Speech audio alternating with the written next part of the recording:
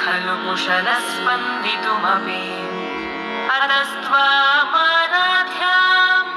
हरिहरविरिञ्चादिभिरपि प्रणन्तुं स्तोतुं वा कथमकृतपुण्यः प्रभवति।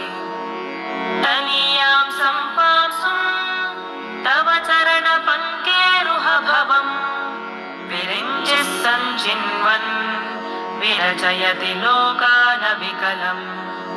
वहत्येनं शौरिः कथमपि सहस्रेण शिरसा हरः संक्षुभ्यैनं भजति भसितोद्धूलनविधिम्।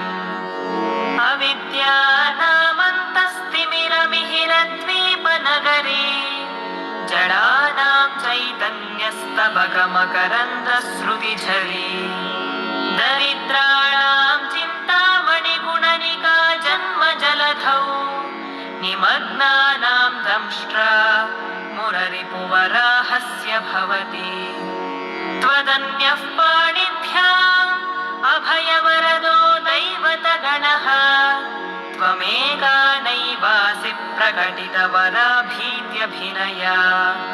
भयात्रातुं दातुं फलमपि च वाञ्छासमधिकम् शरण्ये लोकानां तव हि चरणावेव निपुणौ।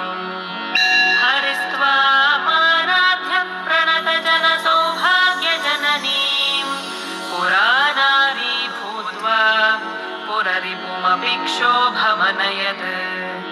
स्मरोऽपि त्वा नत्वा रतिनयनलेह्येन वपुषा मुनीनामप्यन्तः प्रभवति हि मोहाय महताम्।